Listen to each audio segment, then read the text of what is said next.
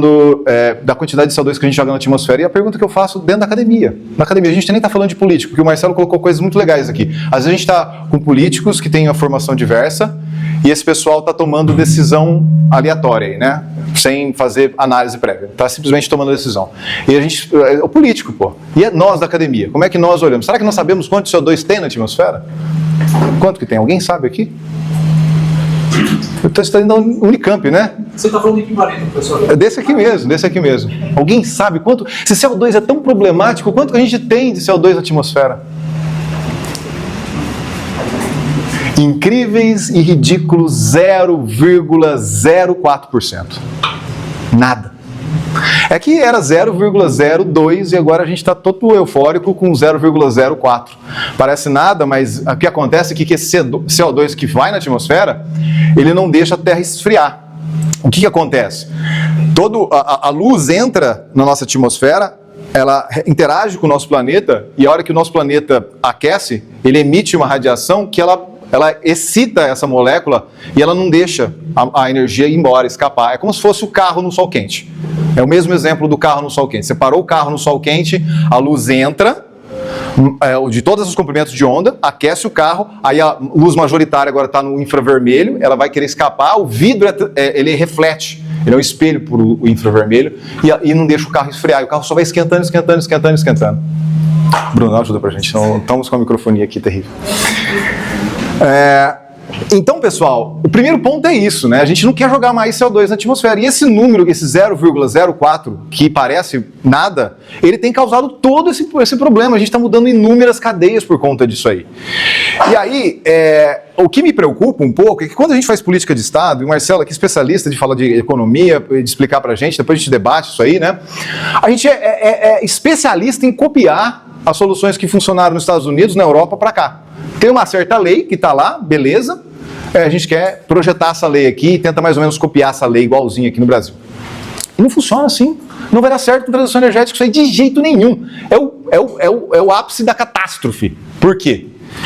Porque as emissões da Europa, dos Estados Unidos, da China, tem tudo a ver com transporte, energia, aquecimento de residência. Mais de 70% é isso. No Brasil não é nada disso. As nossas emissões de CO2 são desmatamento de terra, manejo de terra. O Marcelo colocou aqui, a gente faz o biodiesel, a gente faz o etanol, o Brasil é um país que alimenta 2 bilhões de pessoas. Por isso que o pessoal tem que tirar essa síndrome de vira-lata, né? Pô, a gente tem coisas excepcionais aqui. Se você um país que alimenta 2 bilhões de pessoas é um país altamente bem sucedido, claro que a gente tem problema, mas isso é uma coisa para a gente vangloriar. Então é natural que nessa atividade econômica que a gente exerça, no caso do agrotech, da agropecuária, né, você tem várias emissões embutidas nisso, 35%, mas aí tem 40% também que tem a ver com o desmatamento, que aí às vezes, na maioria dos casos é predatório, o cara vai lá e simplesmente corta a árvore, vem com um discurso muito, não, a gente deve explorar, deve ocupar a região amazônica, mas de uma maneira às vezes predatória, menos inteligente. A gente poderia fazer isso aí de uma maneira muito mais eficaz. E lembrando que a única região do planeta que chove nos trópicos é aqui em São Paulo, é na nossa região, é o Mato Grosso, é Minas, tá? Porque no resto do mundo inteiro é deserto, tá? E nós temos as chuvas aqui por conta da Amazônia. A Amazônia traz esses rios flutuantes aí. Vocês já devem ter ouvido falar desses rios que vêm aqui pela evaporação das árvores do oceano e vem até nós aqui, a nossa chuva, né? Então, se a gente tentar pegar a receita que funciona lá para a Europa, para os Estados Unidos, para a Ásia, aqui, colocar aqui, a nossa transição energética é um fracasso. E a nossa transição energética tem que ser diferente da dos demais, porque, primeiro passo, a nossa matriz energética é totalmente diferente da matriz dos outros países. A matriz elétrica, que é pequenininha, perto da matriz energética, que envolve todas as energias, matriz elétrica é elétrons, tá? Transmitindo elétrons, produz lá na hidrelétrica, etc. O elétron vai pelo cabo, vem na subestação, vai para nossa casa, acende essa lâmpada aqui. A matriz energética tem toda essa questão dos caminhões, dos automóveis, e a indústria, etc. Então é muito maior essa matriz energética. A nossa matriz elétrica, 50%, 55% hidrelétrica, 30%, 35% solar e eólica. Pô, 85%, 90% renovável.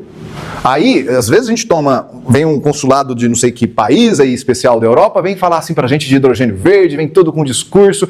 Eu falo assim, meu amigo, a matriz elétrica de vocês é 80%, 90% à base de combustível fóssil. Você vem falar pra mim de hidrogênio verde? Sabe, tem uns discursos que nos jogam assim contra a parede, sabe? E eu falo assim, aqui não. Pera lá, aqui não faz sentido nenhum. Não faz sentido nenhum você falar de hidrogênio verde. Você precisa primeiro descarbonizar a sua rede elétrica, antes de ficar pensando em gastar energia em produzir o hidrogênio, que é importante, mas a produção do hidrogênio está competindo com a descarbonização da própria rede. Então, o que vai funcionar lá não vai funcionar aqui. Tá? Isso é o primeiro passo. E aí, vem outra questão, né? Várias questões econômicas, geopolíticas.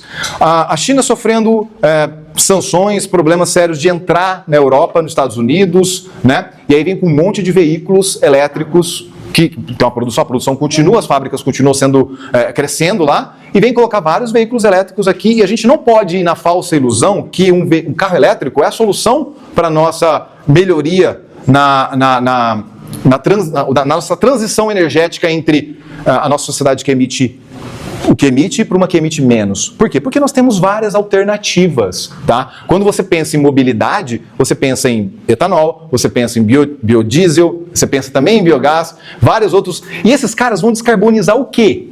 10% das emissões de CO2 do Brasil. Então é como se a gente tentasse olhar um problema complexo. O problema é grande. E a gente está atacando o quê? Os 10%. Olha que loucura. A gente vai e ataca os 10% ao invés de olhar a grande fatia. Onde está a grande fatia? Está no desmatamento. Porque eu vou lá e corto a árvore, aquela árvore que tinha fixado o CO2. Como é que uma árvore cresce? Você tem o CO2 na atmosfera, essa pequena concentração que eu falei, tem água no chão, aí você mistura o CO2 com a água, a planta com a luz solar forma a glicose. A glicose é um bloquinho estrutural, como se fosse um Lego, que vai fazer a planta crescer e essa planta vai capturando CO2 da atmosfera. Então quer dizer, nessa brincadeira que eu fiz aqui, se eu saísse plantando árvores adoidado, eu resolvi o problema. Verdade. Em partes é verdade, porque primeiro que eu vou capturar um monte de CO2 da atmosfera. Só que não é bem assim, né? Primeiro que plantar árvore não gera o PIB, não movimenta o PIB, e isso aí é um problema muito sério que a gente tem. Mas não é só isso, e não é só essa questão, não é só ironia, é uma questão séria, porque eu vou começar a plantar árvore, vou começar a capturar, e eu vou precisar de toda a área cultivável que eu tenho no Brasil 3 vezes para zerar as emissões. E aí depois eu continuo emitindo. Então, se eu não transicionar do uso do combustível fóssil para um combustível que não, uma geração de energia que não emite, eu vou ficar refém disso, porque eu vou ficar plantando árvore e não vou ter local para plantar essas árvores. Então, plantar a árvore ajuda muito. Não mexe no PIB, mas ajuda muito. Mas também não resolve o problema. Então, a gente precisa de tecnologias importantes.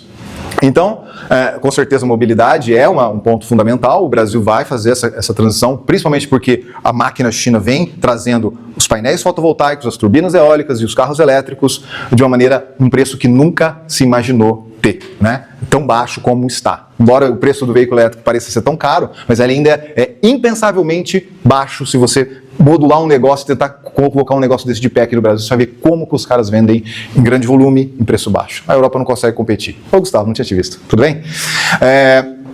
Olha só então, vamos lá. A realidade diz para vocês, a gente sai aqui de largada entendendo que a realidade da Europa, dos Estados Unidos, da Ásia é diferente da realidade brasileira. E é onde a gente tem que atacar, de repente, em buscar a descarbonização dos nossos processos agropecuários, né? Então, é natural que haja políticas de Estado, né, e há algumas ainda incipientes, na quantidade menor do que deveria, no que se refere a transformar um trator a diesel a um trator a biodiesel, um trator que tem vários problemas, não é simples assim, né? Você tem uma formação de borra ali, ela é mais crioscópica, se eu não estiver enganado no termo técnico, que ela absorve mais umidade, tem uma borra ali que tem alguns problemas técnicos de engenharia a serem resolvidos. Outros convertem esse trator a diesel a um trator a etanol. Então tem vários movimentos indo nessa direção, mas ainda, lembrando, né, para essas tecnologias, muitas vezes, né, o colega fala assim, é fácil, eu vou substituir, a fruta fácil de pegar é a seguinte, eu vou substituir um caminhão a diesel a um caminhão a biometano, a combustível a gás. Mas onde tem gás, meu amigo? Onde tem gás? Um frotista que compra 100 caminhões, ele não ganha dinheiro só com o frete. Ele ganha dinheiro também vendendo o caminhão posteriormente. Então você tem que garantir uma cadeia de fornecimento muito estruturada para que alguém queira comprar esse caminhão depois, porque senão vai refletir no preço do frete lá. Como o Marcelo comentou, o frete acarreta em inflação, que o político entende, isso ele entende, ele não quer. Tá? Então, o que eu quero dizer? Nós temos que entrar em frentes que faz sentido para o Brasil. Né? E aí, frentes que fazem sentido para o Brasil uma das frentes mais importantes hoje são as baterias. E por isso que eu queria falar um pouco sobre elas, para não tomar um tempo absurdo também de vocês e deixar vocês acordados aqui. Primeiro passo. Por que bateria é importante no que se refere à transição energética? A gente nunca vai pensar em controlar emissão, desmatamento com exército, com helicóptero, com pessoas ali olhando a Amazônia. A Amazônia é absurdamente gigante. Eu estava num voo indo para o Citenel, que é o Congresso de Eficiência do Setor Elétrico, lá em Manaus, e de repente eu estava passando pelo Rio Amazonas e parecia um mar, de tão largo que o negócio é. É praticamente impossível você imaginar que alguém vai conseguir controlar aquilo ali a olho nu. Então você pode usar o satélite da China, do Elon Musk, e tentar falar, eu vou controlar o meu desmatamento, né, na Amazônia por conta disso. Cara, se depender da China e do Elon Musk para cuidar da floresta, é uma coisa assim de soberania nacional, assim, é um tiro. Um cara das Forças Armadas, da Marinha, da Aeronáutica, ouve isso aqui, ele tem um ataque, porque assim, gente, não é possível que nós não conseguimos colocar um satélite lá no céu, que tem que ter bateria, porque ele vai funcionar com placas fotovoltaicas, né? Só que ele é geoestacionário, ele vai ficar na sombra da Terra no período que a Amazônia for à noite, né? Então ele precisa ter baterias ali, eu não vou trocar a bateria desse satélite. Então existe um nicho muito específico de baterias que precisam ser produzidas, e não tem chance nenhuma da China, da Europa e dos Estados Unidos vender bateria para o Brasil colocar em satélite, porque satélite é usado para defesa, e as guerras são batalhadas hoje com drones. Satélites, drones são estratégicos na transição energética, na defesa, né? E a gente está olhando para a transição energética, somos um país pacífico, temos muito pouco histórico de guerra, mas mesmo assim temos extrema dificuldade. Se nós pegamos baterias para colocar em satélites nossos, nós pegamos baterias de gerações muito inferiores, né?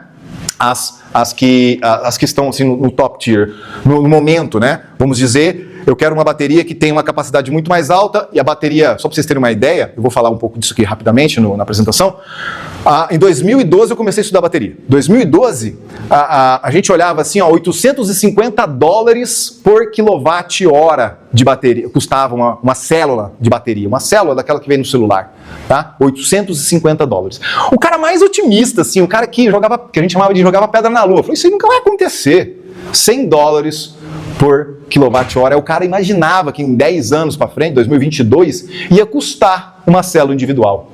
Pois 2025, que nós estamos, custa $50 por quilowatt-hora, não a célula, mas o sistema, que custa 3 vezes mais. O sistema, a gente está falando de módulo, está falando de MS, de BMS, toda a parte de incêndio, de controle, que custa pelo menos 3 vezes a mais do que a célula individual.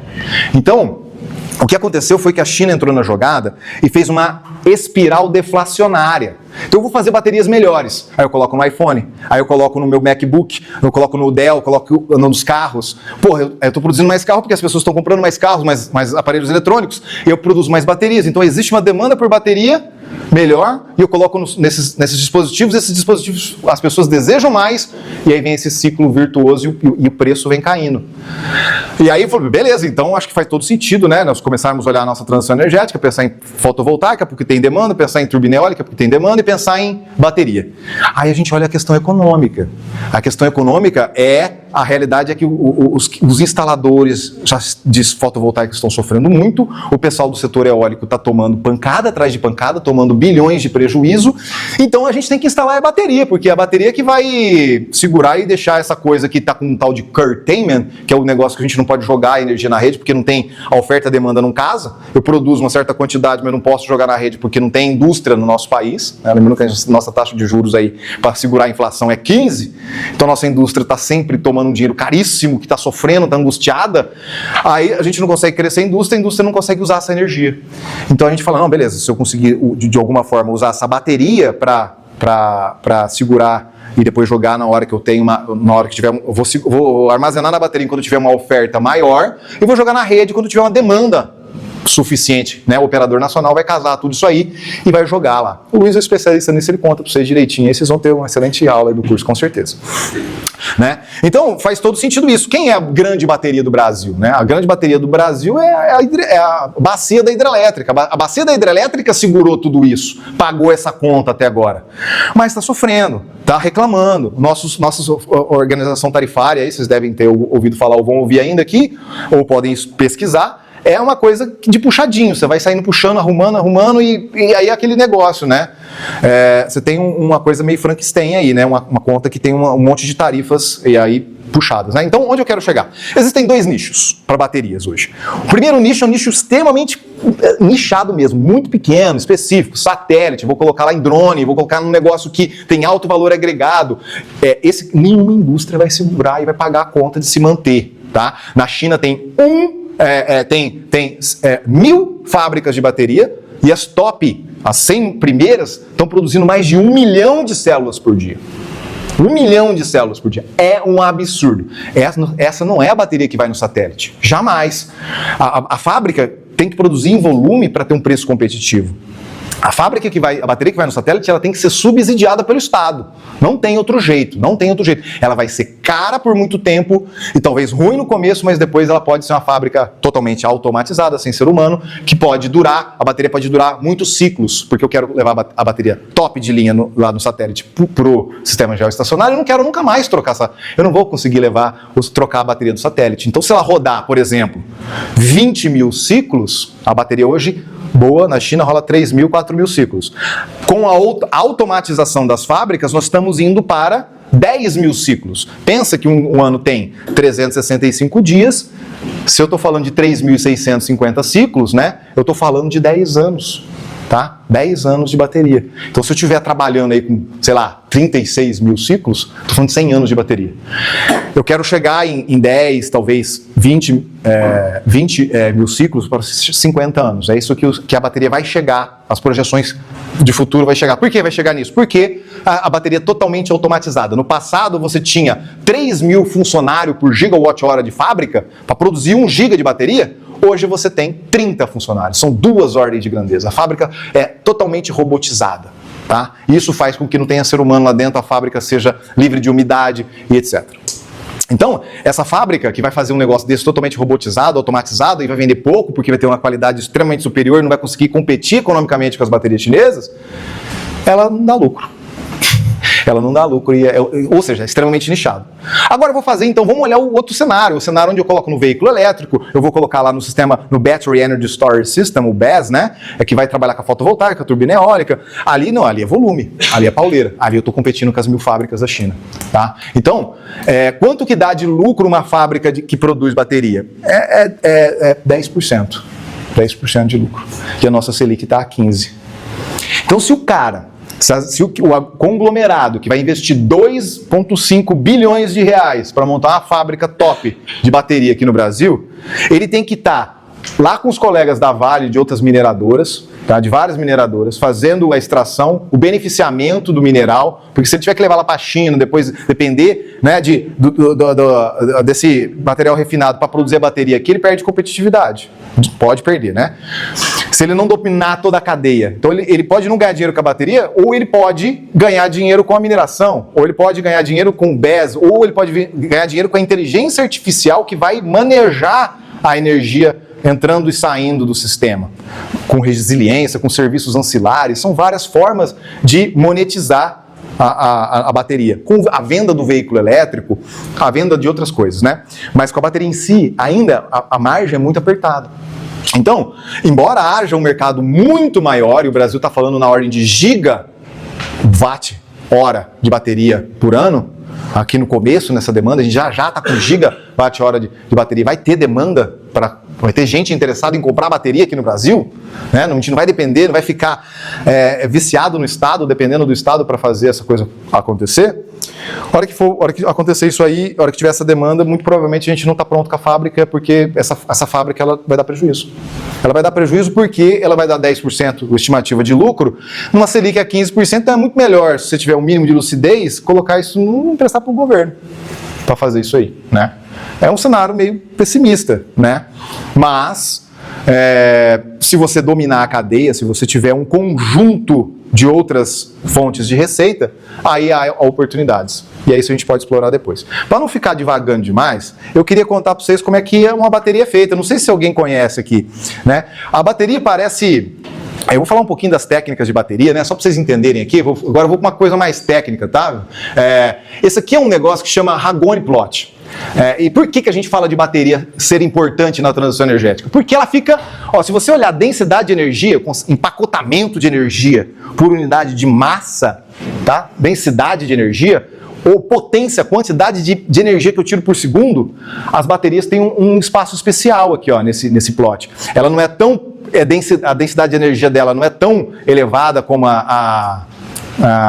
opa, isso aqui tá certo. É assim, a densidade de energia dela, da célula combustível, é muito próximo do combustível fóssil, Das baterias, já é nessa faixa aqui, tá? Os supercapacitores é um sistema eletrostático. Se você carregou um capacitor, você leva 2 segundos para carregar. Só que tem 30 vezes menos energia do que uma bateria. Isso aqui tá uma escala logarítmica, tá? Então dá a impressão que tá do ladinho, mas as coisas estão muito afastadas uma das outras, tá? Uma bateria, ela tem 30 vezes mais energia que um capacitor. Uma célula combustível chega a ter 20 vezes mais do que uma bateria, tá?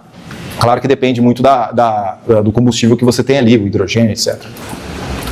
Então, tem outra questão que é muito importante, que é a densidade volumétrica, né? Você consegue compactar as baterias, e as baterias aqui explicando por que a bateria de lítio é legal. A bateria de lítio é legal porque ela é a densidade volumétrica maior possível que você tem, Por que não pego... Eu tenho uma indústria em Amora, super legal, um monte de bateria vendida para os veículos hoje, uma indústria consolidada que recicla o chumbo, super legal. Mas olha a densidade volumétrica dela, desse tipo de bateria. Esse aqui é um outro tipo de geração de baterias. Não é a geração que está lá no BYD Seal, tá? Então, quando você olha a densidade volumétrica e gravimétrica de energia, as baterias de lítio elas são extremamente mais superiores. 30, 40, 50, 100 vezes mais densidade de energia do que uma bateria de chumbo, tá? Depende da bateria aí, dos tipos de bateria, né? Então, como é que uma bateria funciona? Só para vocês terem uma ideia. Aí eu vou começar falando de umas sopas de letrinhas, e aí para vocês não tomarem muito susto, né? O LFP, eu vou falar mais desse cara aqui, porque ele estava, há 5, 10 anos atrás, representava 5, 10% do mercado, hoje representa 35%, e daqui 10 anos vai representar 70% do mercado. Lítio, ferro, fosfato. Lítio, manganês, ferro, fosfato. São as baterias de fosfatos que são super legais, porque quando eu perfuro essa bateria, ela não libera tanto calor quanto libera uma de níquel, cobalto, manganês, NCM. E quando eu furo uma bateria dessa e fecho curto-circuito, a de lítio, ferro, fosfato, ela libera 200 joules por grama. A de níquel, 900. E lembrando, só para vocês entenderem por que a bateria pega fogo, você tem o catodo e o anodo e você tem um eletrólito no meio dessa bateria. Esse eletrólito aqui é um hidrocarboneto, vem lá do petróleo. Esse cara aqui é altamente inflamável, encostou, pegou fogo. Imagina só, se eu furei, enfiei uma faca aqui de um lado para o outro, fechei curto-circuito, fiz o elétron atravessar por dentro aqui, liberei calor, esse cara aqui que libera calor, esse aqui 200 joules por grama, ele leva a temperatura da bateria a 170, 200 graus, pega fogo, na hora, tá?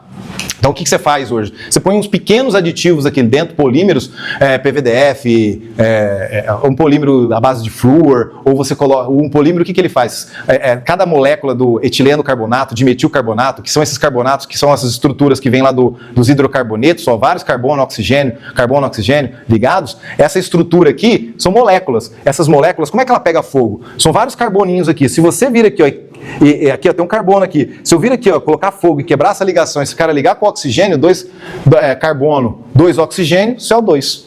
Pega fogo, tá? Você tem combustão. Se tiver oxigênio encostado com esse carbono que quebrou por conta do calor, ele pega fogo, tá? Então o que eu faço? O meu polímero que eu coloco aqui dentro, ele liga uma molécula na outra molécula e não deixa essa coisa quebrar. Ele evita essa quebra, tá? Então como é que funciona a bateria? Só para vocês entenderem aí. Então o que eu vou fazer lá na fotovoltaica? Na fotovoltaica eu quero carregar a bateria, processo de carregamento, charging. Então eu vou querer, o que eu vou fazer? Eu vou pegar o elétron e vou levar o elétron num circuito externo, por exemplo, na fotovoltaica, eu vou levar isso aqui no anodo. Aí eu vou deixar o anodo negativo. Você tem que pensar assim, a natureza detesta desequilíbrio, tá? A natureza detesta o desequilíbrio. Se eu jogo um cara negativo aqui dentro, vem o lítio mais que está aqui no formato, tem um salzinho, tem esse nome, olha o nome bonito que tem, ó, hexafluor fosfato de lítio. Esse cara aqui é o cara das baterias de lítio, é o salzinho. Pensa no NaCl de cozinha, água e sal, NaCl e água. Eu estou jogando um salzinho aqui, ó, um carinha branquinho que eu jogo aqui dentro, ele vai formar lítio mais um fósforo aqui com vários fluors, tá? Então esse lítio que quebrou quando eu joguei, né, acontece a mesma coisa com água com sal, ele ficou aqui vago. Esse cara aqui entra aqui dentro, ó, da estrutura. E aí, ó, o cara que estava negativo, cada elétron que entrou tem que ter um lítio que está balanceando esse cara aqui. E essa estrutura que está aqui, os grafenos do grafite, né? O grafite é o anodo ideal para a bateria, ele funciona como uma marginal Tietê. Imagina que eu estou vindo ali com um carro, eu tenho uma faixa, aí põe outro carro, aí eu vou colocando um monte de carro, eu coloco um monte de carro, chega uma hora que entope tudo aquilo ali, e é o clássico lá, você olhar e ver que está tudo entupido, né? É a bateria cheia, a bateria está cheia aqui, está carregada. Aí como é que eu descarrego? O processo oposto aqui acontece desse lado, o elétron sai aqui da estrutura, né? Sai da estrutura e o lítio vai para a solução. Tá o tempo inteiro acontecendo isso. O elétron saiu, para esse cara aqui não ficar positivo, o lítio sai. Então, aí ficou, o elétron negativo saiu, o positivo tem que sair. O elétron entrou, o lítio mais tem que entrar para balancear. Então ficou tudo balanceado. Aqui ficou elétron mais lítio, elétron saiu, lítio saiu. Descarregou inteiro, ela faz tudo que dá.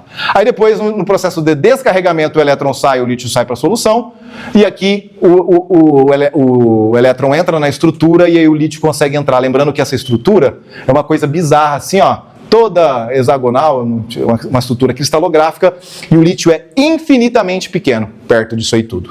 Se você lembrar da tabela periódica, ele está lá no topo em cima, né? A diagonal esquerda em cima minha aqui, né? Na de vocês, diagonal esquerda em cima, assim, ó. É o primeiro, o hidrogênio, e depois logo abaixo o lítio. Então ele é muito pequeno frente aos outros. Esse aqui é o grafite. Agora, eu não sei se eu devo ir muito nos modelos matemáticos, explicar isso, porque eu acho que a gente nem tempo tem, né? Talvez um outro momento eu posso entrar nos mecanismos de quebra da bateria, sei lá. Por que bateria de sódio? Vou colocar isso aqui rapidinho, bateria de sódio. Todo mundo vem com esse AUE, a bateria de sódio é super legal, a bateria deve funcionar, ela só deve ter 30% menos energia do que a de lítio e não vai ter lítio para todo mundo. Não é verdade. Tem lítio adoidado, lítio é um elemento pequeno na tabela periódica, se você olhar o Sol, ele é cheio de coisa pequena. As estrelas são hidrogênio, hélio, e você começa a ver os elementos menores da tabela periódica em todas as estrelas. O Brasil tem lítio, o planeta inteiro tem lítio adoidado no mar, tem lítio em tudo quanto é lugar, tá? Tem um monte de sobrando. O que não tem é níquel. A bateria de níquel, cobalto, manganês, ela representava 70%, 80% no passado. Hoje ela não representa tanto porque ela pega fogo e a BioID achou um jeito muito legal de deixar ela não inflamável, né? Então, como você está usando cada vez mais o lítio ferrofosfato e aí deixou a densidade energética da bateria muito interessante, porque ela ficou uma lâmina fina, depois eu posso entrar nessa questão aí, o que aconteceu? As baterias de sódio perderam apelo. Não faz sentido, não tem uma demanda gigantesca por níquel mais. Então você não tem pressão. O produtor, a fábrica que produz a bateria de lítio, ela produz 1 milhão de células de lítio, ele continua produzindo 1.000 células, 2.000 células de sódio, só para não sair do jogo. Mas essa é uma bateria que não tem aquela pegada. Primeiro que ela fica mais cara, densidade de energia menor, e o problema é o níquel. Só que o níquel não é mais o material usado para bateria. É muito mais interessante o lítio ferrofosfato. E esse cara tem absurdo em todo lugar, né? É um material extremamente abundante, o lítio ferrofosfato. Então perdeu o sentido. Então as projeções futurísticas que estavam prevendo, né? Previsão do futuro é bom por causa disso, né? A probabilidade de errar é muito alta. E aí os 15% foi para 5% e agora estamos falando em 2%, 3%, né? No futuro, a bateria de sódio, tá?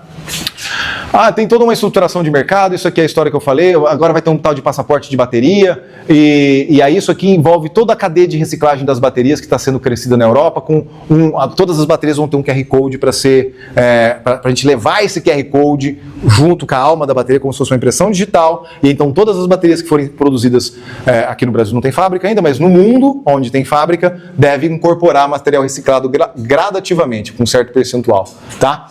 Eu não vou alongar mais, eu quero abrir para a gente discutir, senão acho que não sei se tem tempo. Aí tem um monte de outras coisas que a gente pode falar aí no meio da conversa. Vai lá.